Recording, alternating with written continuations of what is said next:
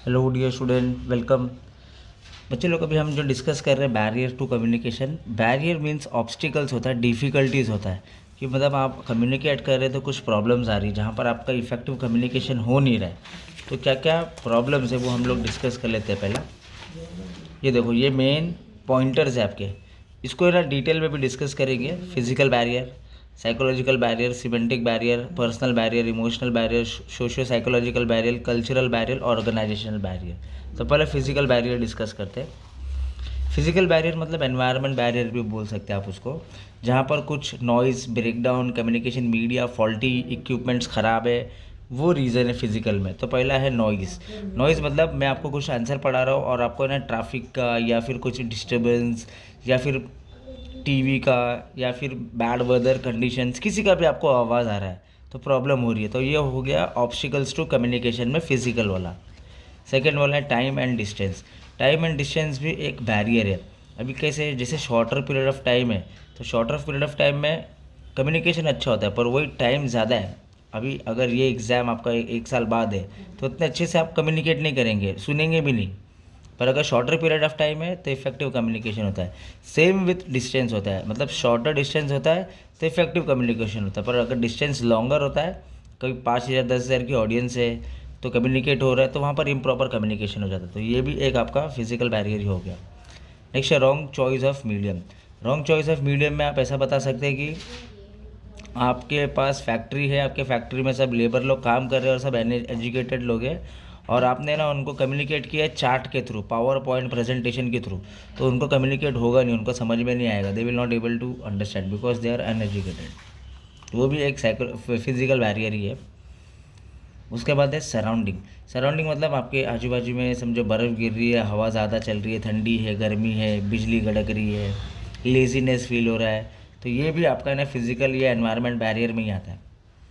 उसके बाद इन adequacy of message design या पुअरली मैसेज एक्सप्रेस, मतलब जो मैसेज जो इजी इतना में था वो आपको एकदम सिंपल में समझाना चाहिए था, पर एकदम एक्सप्रेस जो किया है ना वो एकदम पुअरली मैनर में किया है। तो जो भी हम लोग ने पहला डिस्कस किया ना वो फिजिकल बैरियर डिस्कस किए। उसके बाद अभी हम सेकंड डिस्कस कर रहे हैं साइकोलॉजिकल बैरियर। उसको बायोलॉजिकल भी बोलते हैं। मतलब ये तुम्हारे ना हेल्थ फिटनेस के रिलेटेड रहेगा, मतलब तुम्हारे मेंटालिटी के ऊपर रहेगा ये पूरी चीज़। जैसे listen can be infected as a result of defective hearing, मतलब सुनाई बराबर दिया नहीं है, या फिर हैंड इंजरी हो गया है, नमनेस हो गया है, या फिर दिखाई नहीं दिया बराबर। साइकोलॉजिकल में एक एग्जांपल आप ये ले सकते हैं कि अभी टीचर है और स्टूडेंट है, टीचर पढ़ा रही है, सब स्टूडेंट बच्चे लोग बेंच पे बैठ के अच्छे से सब सुन रहे हैं। 50 बच्चे हैं और एक बच्चा हेड डाउन करके सुन रहा है यहाँ पर। तो टीचर को क्या लगेगा कि यार वो बच्चा तो एकदम हेड डाउन किया है और पढ़ाई नहीं कर रहा, ध्यान नहीं दे रहा, मेरे आंसर पे फोकस नहीं कर रहा है। तो टीचर ने उसको बोली कि मतलब सिट डाउन प्रॉपरली और लिसन, जबकि बच्चा अच्छे से सुन रहा था। तो ये भी एक साइकोलॉजिकल बैरियर ही हो गया ना। टीचर को लगा कि बच्चा हेड डाउन किया, सुन नहीं रहा है, पर बच्चा हेड डाउन करके सुन रहा था। तो वो बायोलॉजिकल भी बोल सकते हैं आप इसको। उसके बाद है नेक्स्ट सिमेंटिक बैरियर। सिमेंटिक या लैंग्वेज भी बैरियर बोल सकते हैं, जहाँ पर पहला आएगा semantic which means systematic meaning of word. It means also it is also related to language. और लैंग्वेज में कुछ आपका एनकोड डिकोड बराबर नहीं हुआ, आइडियाज़ और वर्ड बराबर एक्सप्रेस नहीं हुआ है। तो पहले आप बताएंगे मिस इंटरप्रिटेशन ऑफ वर्ड, मतलब different people mean different while using the same word. जैसे कि CSEE और SEA दोनों का प्रोनाउंसिएशन सेम है पर दोनों की मीनिंग अलग अलग है। तो ये आपका सिमेंटिक बैरियर हो गया, लैंग्वेज बैरियर हो गया। Next use of technical language, मतलब आपसे मैं कम्युनिकेट कर रहा हूँ और एकदम जार्गन वर्ड मैंने इस्तेमाल कर लिया हो। जार्गन वर्ड मतलब एकदम टेक्निकल वर्ड होता है, मतलब जैसे कि अगर मैं कुछ दवाई का नाम ले रहा हूँ और आपको नहीं समझेगा क्योंकि वो डॉक्टर की लैंग्वेज है। लॉयर का है, अगर कुछ मैं केस का नाम ले रहा हूँ कि ये आर्टिकल नंबर ये है, तो वो लॉयर ही समझ पाएगा। तो उसको है ना हम लोग जार्गन वर्ड बोलते हैं। तो जार्गन वर्ड भी आ गया ना तो सिमेंटिक बैरियर है। तो जो हमने अपने अभी डिस्कस किया ना इसी में, वो हम लोग ने देखा फिजिकल, साइकोलॉजिकल, सिमेंटिक। अभी हम लोग पर्सनल बैरियर पे आ जाते हैं।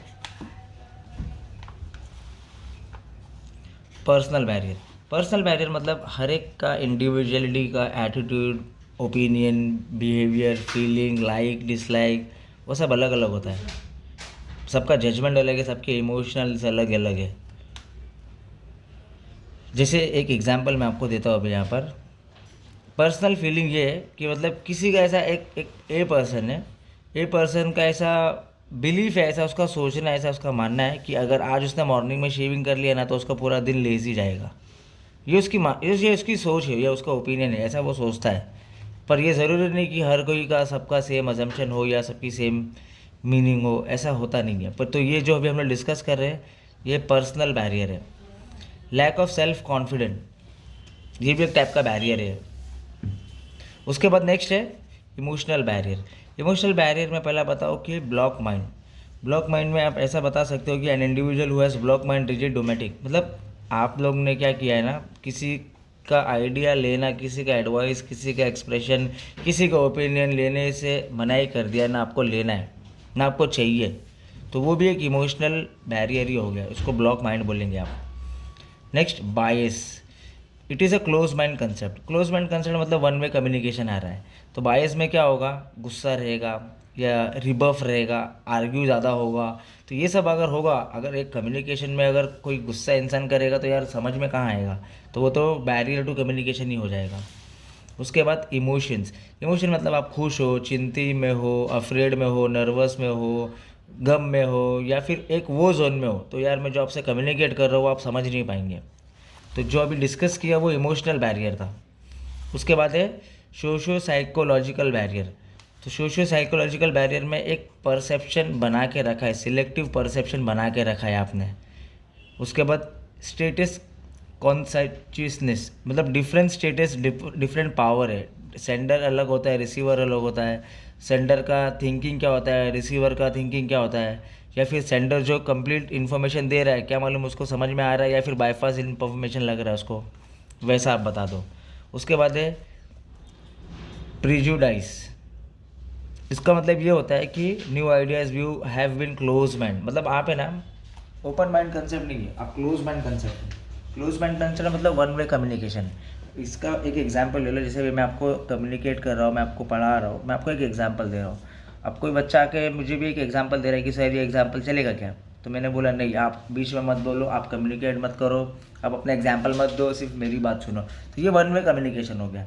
तो ये अगर वन वे कम्युनिकेशन रहेगा ना तो वो बैरियर ही, ऑब्स्टिकल्स ही है, तो वो प्रिड्यूस करके। उसके बाद है हेलो इफेक्ट और हॉर्न इफेक्ट। हेलो इफेक्ट का मतलब ये होता है कि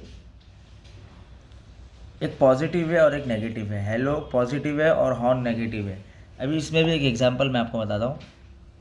एक एक बॉय और एक गर्ल दोनों सिलेक्ट हुए कंपनी में, और दोनों का टाइम था मॉर्निंग में 10 बजे पहुँचना। और लड़का आया 10:15 को मॉर्निंग में और लड़की आई 10 बजे। तो बॉस के माइंड में एक इम्प्रेशन बैठ गया ना कि यार गर्ल जो आ रही है रेगुलर, मतलब वो अभी डेली 10 बजे ही आ रही है, तो वो पॉजिटिव बन गया, वो हेलो इफेक्ट हो गया आपका। और जो लड़की है जो पहले दिन 10:15 को आई थी, और जब अजम्पशन ये बन गया बॉस का कि ये रेगुलर सेम टाइम पे आने वाला है और ये रेगुलर लेट ही आने वाला है, पर अगले दिन से हुआ क्या मालूम है क्या, जो जल्दी आया था ना वो लेट आ रहा है, और जो लेट आया था वो जल्दी आ रहा है। तो ये एक हेलो इफेक्ट है, जो अपना माइंड, अपना दिमाग है ना बना लेता है, एक परसेप्शन बना लेता है, सिलेक्टिव कर लेता है। तो वो भी आपका ना एक बैरियर ही है, वो सोशल साइकोलॉजिकल बैरियर में आता है। उसके बाद कल्चरल बैरियर। देखो कल्चरल बैरियर में आप ऐसा बता दो कि nationality, religion, race, caste, culture सब डिफरेंट है, डिफरेंट वर्ड है, फेस है, सिम्बल्स है, कलर्स है, मीन्स है। वेस्टर्न का पर्सनालिटी, थिंकिंग स्टाइल अलग है, इंडियन का कल्चर, सोशल स्टाइल अलग है। एक और एग्जांपल देखो ना यहाँ पर, US people love to be called by their first name while Britain people are addressing their last name. तो अलग अलग लोग अलग अलग नाम से बुलाना पसंद करते हैं, तो ये कल्चरल बैरियर है। उसके बाद ऑर्गेनाइजेशनल बैरियर। तो ऑर्गेनाइजेशन मतलब कॉर्पोरेट, तुम्हारा कंपनी। तो पहले तो एक कॉर्पोरेट कॉम्प्लेक्स ऑर्गेनाइजेशन स्ट्रक्चर, आपका जो स्ट्रक्चर है कंपनी के अंदर वो काफ़ी लेंदी है, वो ब्रेक डाउन हो रहा है, तो वो कैसा है, बैरियर टू कम्युनिकेशन हो जाएगा। Too many levels in the organisation, top, middle, lower, किसको हम लोग ऑर्डर बोले, किसको बात करें, किसको अपना रिपोर्ट दे, किसको मैसेज कम्युनिकेट करे, किसको फीडबैक दे, नहीं समझ में आ रहा है, तो ये भी ऑर्गेनाइजेशन बैरियर ही है। टाइम एंड टाइमलेस, ये एक अभी जो आंसर पढ़ा है ये इंपॉर्टेंट आंसर है, आपको एग्जाम में आएगा इसका क्वेश्चन ऐसा आएगा आपको, what is barrier to communication. तो बैरियर टू कम्युनिकेशन आएगा, प्लस आपको ये सारे पॉइंटर्स अच्छे से एक्सप्लेन करना है। ठीक है, चलो अच्छे से पढ़ लेना बच्चे लोग। Thank you so much, all the best.